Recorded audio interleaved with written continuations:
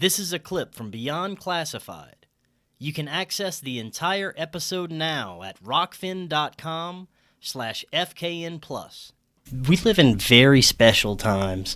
The polarization between people who are just, having a normal life and people who are trying to participate in society right now, in the new society, is extreme. I mean, if you want to be a part of what's considered mainstream society, you want to get a job, you want to even, go to the store and go shopping, you have to, on some level, participate in woke culture.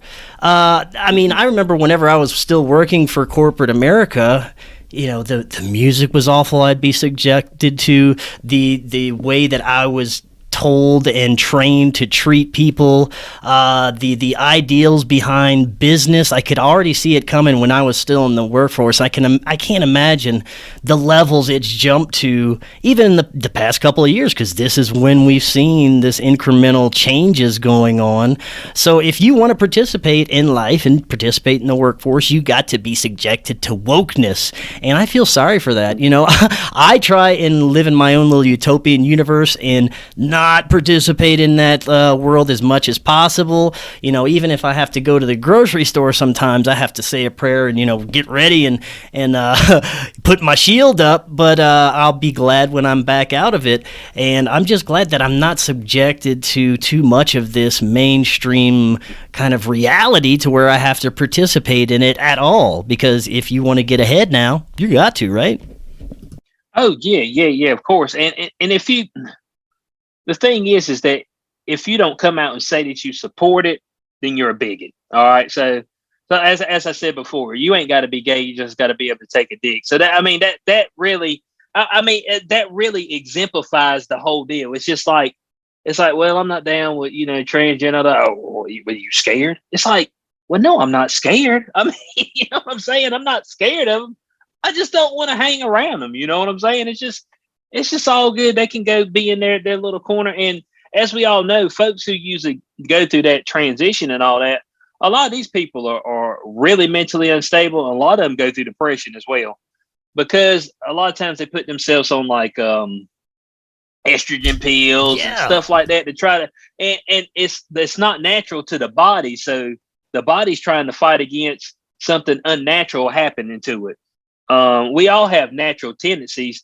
And I like what somebody said. I think it was Andrew Tate. He said, if we take people out of Western culture and throw them in a survival situation, people will go to their natural gender roles. Okay, so men to do men stuff, women to do women stuff. Okay, and that'll be it. The people who want to be flamboyant, they won't make it. You know what I'm saying? Because we all have roles out here. And as a man, if you're saying that you're a woman as a man, then you're absolutely batshit crazy and you need help. Okay, that's just all there is to it. You need help. But as you said, we're celebrating it more, and we don't see it as mental instability as we did in the past. What I think it comes down to is the main agenda is to extinguish what we know of as the natural world and our natural life cycles and natural human behavior, because they want to shift that into something completely different, into their version of the new human, the new technological human who isn't a sex. He can be whatever he wants. He's integrated with it is integrated with technology.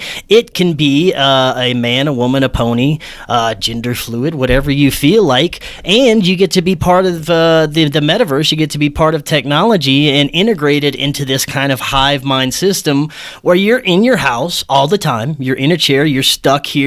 You don't know if you're a man or a woman. It doesn't matter anymore because you ain't got no parts anymore. You just want to be integrated with the machine, part of the machine, and you're living in the metaverse. And I heard some terrifying studies that they're doing with psychedelics, that they're going to integrate psychedelics into this stuff to where you're going to have such a blissful and real experience in there that you're never going to want to come out. And I think that's what it's all coming down to, this new technocratic society where this is their source of control for everyone.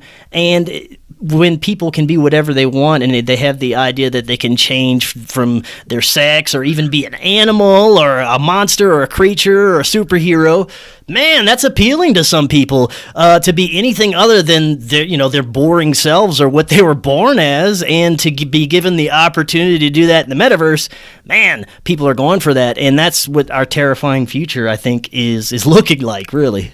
Mm-hmm. Yeah, well, if you want to see the epitome of how disgusting people are, all you got to do is look at stuff like the metaverse, because people will go in there and they will be their true selves because there's no consequences. That's the whole premise. They will be 100% what they think, feel, and believe in there the whole time, because there is no consequences. And we all know in real well, I ain't gonna say there's consequences for everybody in in the world, because we know politicians, pharma, all those people, they don't have any consequences. They do something wrong, they pay the money off, and then they get to go and live cushy lives. They never did nothing to Andrew Cuomo. I mean, everybody forgot that. I mean, they had so much dirt on him that he had to resign. And they literally put out a statement like, yeah, Bo, we got all the evidence we need to convict and all that, but we're going to let it ride. I'm just like, so you just get a pass? You wouldn't get a pass, Chris. I wouldn't get a pass. No. You know what I'm saying? And so all you could hope is say, can I get tried in California? You know what I'm saying? It's like,